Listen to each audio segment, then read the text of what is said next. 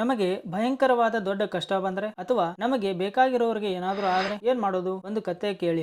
ಒಂದು ಸಾರಿ ಸೌರಾಷ್ಟ್ರ ರಾಜ್ಯದಲ್ಲಿ ಒಬ್ಬ ಬ್ರಾಹ್ಮಣ ಇದ್ರು. ಅವರು ಬಹಳ ಕಂಜೂಸ್ ಆಗಿದ್ರು. ಅವರ ಎಲ್ಲ ಗುರಿ ಬರೀ ಹಣ ಸಂಪಾದನೆ ಮಾಡೋದ್ರಲ್ಲೇ ಇತ್ತು. ಅವರು ಯಾವಾಗ್ಲೂ ಹಣ ಜೋಡಿಸ್ತಾನೆ ಇದ್ರು. ಆದ್ರೆ ಅವರು ಆ ಹಣನ ಮನೆಯವರಿಗೂ ಕೊಡ್ತಾ ಇರ್ಲಿಲ್ಲ, ತಾನು ಖರ್ಚು ಮಾಡ್ತಾ ಇರ್ಲಿಲ್ಲ. ಒಂದು ದಿನ ಮನೆಗೆ ಬೆಂಕಿ ಬಿತ್ತು. ಎಲ್ಲ ಹಣ ಸುಟ್ಟು ಬೂದಿ ಆಯ್ತು. ಮನೆಯವರಿಗೆ ಮೊದಲೇ ಅವನ ಕಂಡ್ರೆ ಆಗ್ತಾ ಇರ್ಲಿಲ್ಲ. ಇವಾಗ ಅವನನ್ನ ಮನೆಯಿಂದ ಹೊರ ಹಾಕ್ತಾರೆ. ಈಗ ವಯಸ್ಸಾದ ಬ್ರಾಹ್ಮಣ ಚಿಂತೆ ಮಾಡ್ತಾ ಅಳತಾ ಹೇಳ್ತಾನೆ, ಜೀವನ ಪೂರ್ತಿ ಮನೆಯವರಿಗೆ ಅಂತ ಹಣ ಸಂಪಾದನೆ ಮಾಡಿದೆ. ಇವತ್ತು ನನ್ನ ಜೊತೆ ಮನೆಯವರು ಇಲ್ಲ, ಹಣನೂ ಇಲ್ಲ. ಈಗ ಅವರು ಎರಡೂ ಕೈ ಎತ್ತಿ ದೇವರಿಗೆ ಹೇಳ್ತಾರೆ, ಹೇ ಪ್ರಭು, ಇಲ್ಲಿಯವರೆಗೆ ನಾನು ಸಮಯ ನಷ್ಟ ಮಾಡಿದ್ದೀನಿ. ಆದ್ರೆ ಇವತ್ತಿಂದ ತನು ಮನ ಧನದಿಂದ ನಿಮ್ಮ ಮುಂದೆ ಸಮರ್ಪಣೆ ಮಾಡ್ಕೊಂಡಿದ್ದೀನಿ. ಇವತ್ತಿಂದ ನಾನು ಕೇವಲ ನಿನ್ನ ಗುಣಗಾನ ಮಾಡ್ತೀನಿ. ಮತ್ತೆ ಆ ಬ್ರಾಹ್ಮಣ ದೇವರ ನಾಮ ಜಪ ಮಾಡ್ತಾ ಮಾಡ್ತಾ ಆ ಕಂಜೂಸ್ ಬ್ರಾಹ್ಮಣ ಇವತ್ತು ಮಹಾನ್ ಯೋಗಿ ಸಂತ ಆದ್ರು. ಈ ಕಥೆನ ಭಗವಂತ ಶ್ರೀಕೃಷ್ಣ ಉದ್ದವರಿಗೆ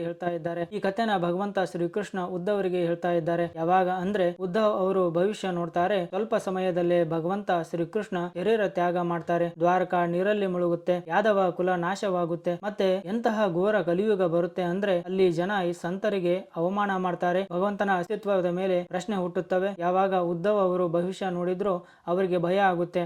ಆ ಭಯನ ನಿವಾರಣೆ ಮಾಡ್ಕೊಳ್ಳೋಕೆ ಉದ್ಧವ್ಜಿ ಶ್ರೀಕೃಷ್ಣನ ಬಳಿ ಹೋಗ್ತಾರೆ. ಅದೇ ಸಮಯದಲ್ಲಿ ಉದ್ಧವ್ಜಿಗೆ ಉಪದೇಶ ಮಾಡುವಾಗ ಆ ಬ್ರಾಹ್ಮಣನ ಕತೆ ಹೇಳ್ತಾರೆ. ಅನಂತ ಗುಣಮಯಿ, ಅನಂತ ಬ್ರಹ್ಮಾಂಡ ನಾಯಕ ಸಾಕ್ಷಾತ್ ಶ್ರೀಕೃಷ್ಣ ನಾರಾಯಣ ತನ್ನ ಬಾಯಿಯಿಂದ ಆ ಬ್ರಾಹ್ಮಣನ ಗುಣಗಾನ ಮಾಡ್ತಿದ್ದಾರೆ.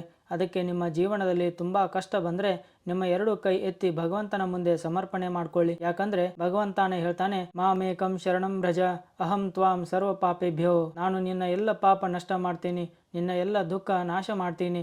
ನೀನು ಕೇವಲ ಎಲ್ಲ ಬಿಟ್ಟು ನನ್ನ ಹತ್ರ ಬಾ ಅಂತ ಹೇಳ್ತಾನೆ. ಈ ಕತೆ ನಿಮಗೆ ಇಷ್ಟ ಆಗಿದ್ರೆ ಲೈಕ್ ಮಾಡಿ, ಶೇರ್ ಮಾಡಿ, ಸಬ್ಸ್ಕ್ರೈಬ್ ಮಾಡ್ಕೊಳ್ಳಿ.